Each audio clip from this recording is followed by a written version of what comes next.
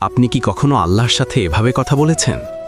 হে আমার রব, আজ আমি কাউকে ডাকিনি, আজ আমি শুধু তোমাকেই ডাকছি। আজ আমি কাউকে বোঝাতে আসিনি, আজ আমি শুধু নিজের সত্যটা তোমার সামনে খুলে বলছি। হে আল্লাহ, আজ আমার দোয়া সুন্দর নয়, আজ আমার কথা গুছানো নয়, আজ আমি শুধু ক্লান্ত একজন বান্দা।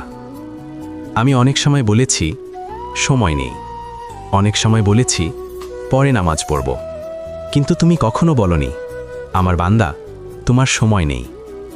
তবুও তুমি আমাকে সময় দিয়েছ, আরেকটা সকাল দিয়েছ, আরেকটা সুযোগ দিয়েছ। হে আমার রব, আজ আমি কোনো অজুহাত নিয়ে আসিনি, আজ আমি এসেছি মাথা নিচু করে।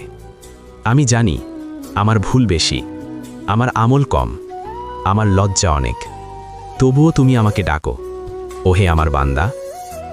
হে আল্লাহ, যদি আমার কণ্ঠ কেঁপে যায় তুমি বুঝে নিও, যদি আমার চোখ ভিজে ওঠে তুমি কবুল করে নিও, যদি আমি ঠিকভাবে চাইতে না পারি তুমি তোমার রহমত দিয়ে পূরণ করে দাও। আজ আমি আমার সব বোঝা তোমার কাছেই রেখে দিলাম।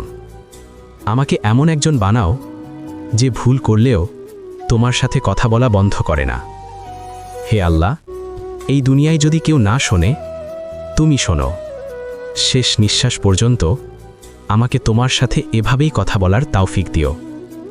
আমিন আমিন ইয়া রাব্বাল আলামিন।